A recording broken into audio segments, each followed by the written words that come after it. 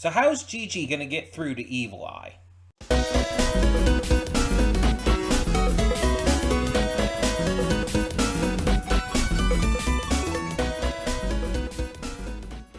Hey everyone, welcome to Princess of Gay. I'm your host Connie, and today we're here with Season 2, Episode 3 of Dan to Dan.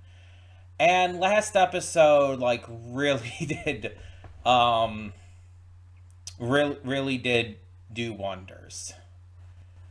Because it's like, I think I mentioned this last time, but this show is so good at endearing us to characters.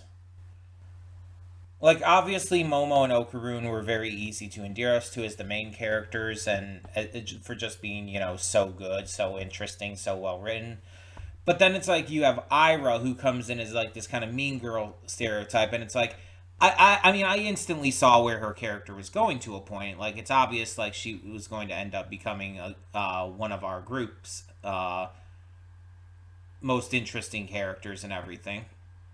But I didn't know we were going to get what we did with her, and it was going to make me so extremely attached to her and everything. Also Acrobatic Silky, but... And since then, she had become my favorite character. And then when we met Gigi, it's like, oh, this guy's, like, very annoying. But, again, I've seen this kind of thing before. He's going to end up becoming super likable. We're going to love him. They didn't even waste a lot of time with him. They made him, like, a really good character, like, before Season 1 even ended. But now they're also going this much further with the stuff with Evil Eye. And it's just like, you didn't need to do this. You did not need to do this. We were already liking him. You did not need to make us this much more attached. And on top of it, once again, getting us also to be very, very attached to the fucking spirit, too. Because it's like, my fucking god. Like, what the fuck? I think that's one of this series' strongest traits, is the emotional attachment that it creates. And not just for our human main characters, but also for the spirits that they're taking on. Because Evil Eye, like, just in the last episode, is made to be so exceptionally sympathetic and empathetic. Like, we see the horrible situation that he went through, the horrible life and death, and everything he had to endure afterwards, and we understand his pain, we understand his rage, we understand why he wanted the Kitos dead, and why he is vengeful towards humanity as a whole at this point. But we also see how Gigi accepted him, without hesitation and without judgment.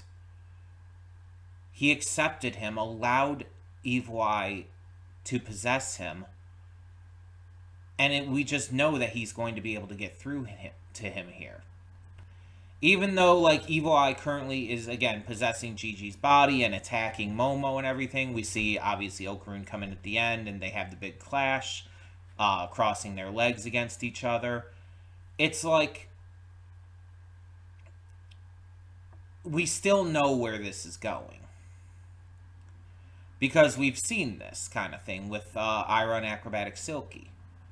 And now we're seeing it again with these two. And I feel like this is just going to be a continuing theme throughout the series. Because even with Turbo Granny, it's like Turbo Granny, it was stated specifically, protects the spirits of girls who were raped and killed. And that she, as we've seen, does have a bit of a soft spot for Momo, even if she won't admit it.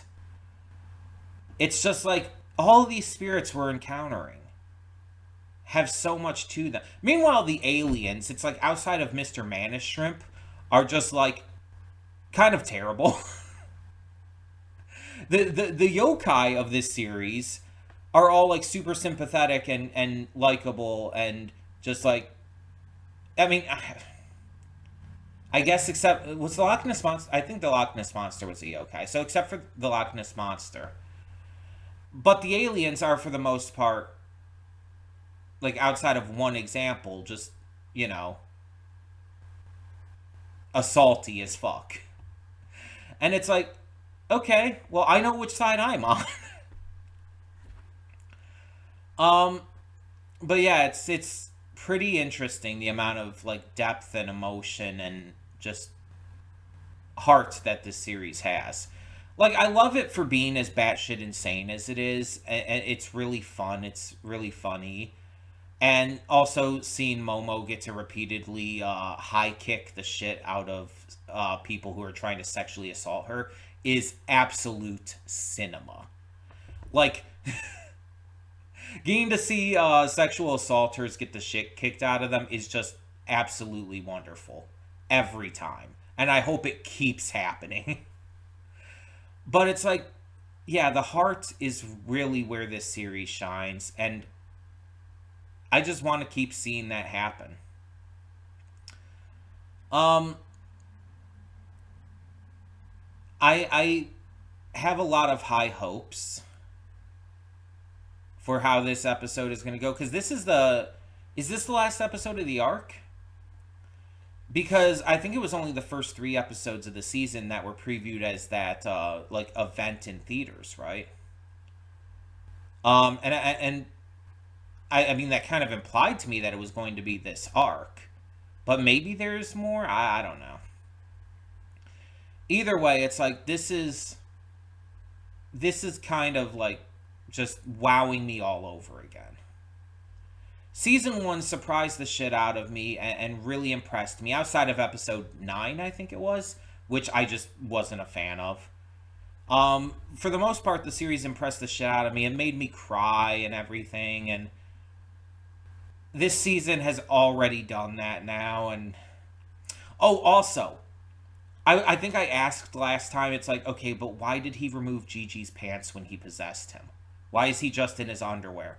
After watching the episode again, I realized it's because, like, as the spirit, he was in his underwear, because that's how he was burned at the stake.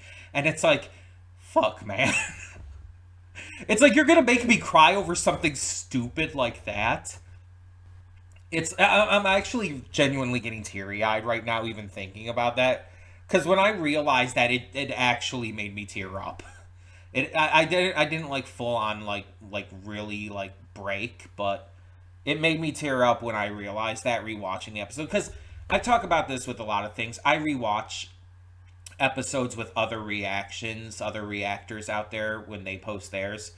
After I react to it, I'll like watch their stuff.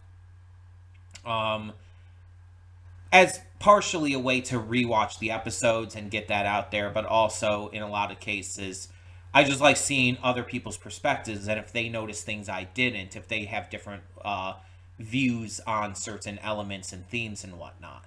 It allows me to better understand the series and how other people perceive it, and I love doing that. And so it's like when rewatching it with other people's reactions, I noticed that. It's not even something someone else pointed out. I noticed that, and it's just like, shit, man. This fucking series is just so good. It's not even like the best series out there in terms of like just technical standpoints and writing and all. There's other shows that are technically better, but in terms of shows that I just enjoy just as a personal favorite, it's like this is up there for me, and it just continues to go further and further up. I don't really think I'd say it's in like my top 10 favorite anime right now, but honestly, by the end of the season, it very well could be. But yeah, I am very excited to see where this goes with Evil Eye. We're obviously going to have a little bit of a fight with him and Okarune, but I more want to see Gigi reaching out to him and them working together to take down the Alaskan bullworm. I know it's the Mongolian deathworm, by the way. I was making a joke because, yeah, obviously. I'm not the only one who thought that, by the way. I know that for a fact. Other people have absolutely pointed out the comparisons with other giant worm monsters in media, including the Alaskan bullworm from SpongeBob, because of course, obvious. But yeah, it's one of those cases where this series is like, it's gonna make me cry over and over, and I'm just ready for it. Let's get this going and see how this episode does, and if it also makes me cry. Hold up just a sec. Before you click that link down in the description below to get to today's video, I want to remind you of all the awesome content we have both on this channel and the Princess of Gaming channel. Let's check it out.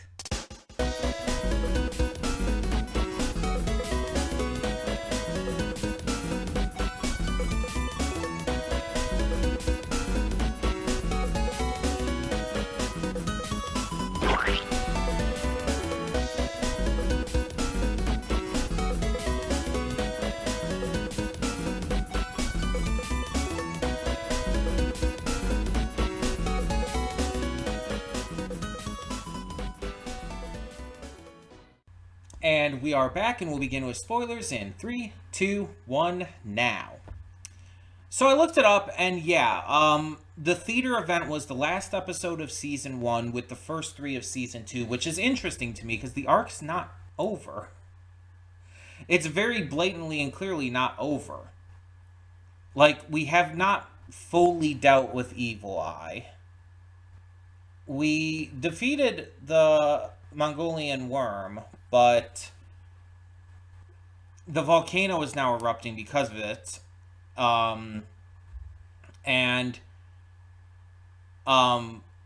Okaroon, Turbo Granny, Gigi, and Evil Eye are still stuck down there. So, yeah.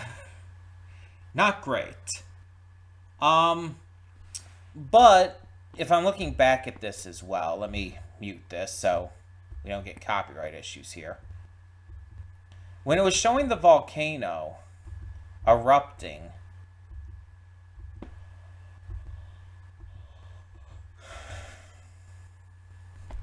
it showed the smoke going into the air and everything. I thought I saw something. Yeah, there's some like lightning in it. There's like some blue lightning in the smoke, and I don't think that's natural. So I think that it's not that the Mongolian deathworm was keeping the volcano from erupting. I think it was keeping something else at bay. I'm thinking that there's going to be a bigger threat here, some other spirit. And the Mongolian deathworm, due to its powers, was keeping that other spirit at bay. And now that the worm is dead, that other spirit's going to be able to cause the eruptions again. And that's what Gigi and Evil Eye are going to have to work with the others to take down. Because, again, we know that that Gigi and Evil Eye are going to start working together. They're going to form a bond and everything. And it's just a matter of, like, how that's going to come into play. And I think this is going to be it.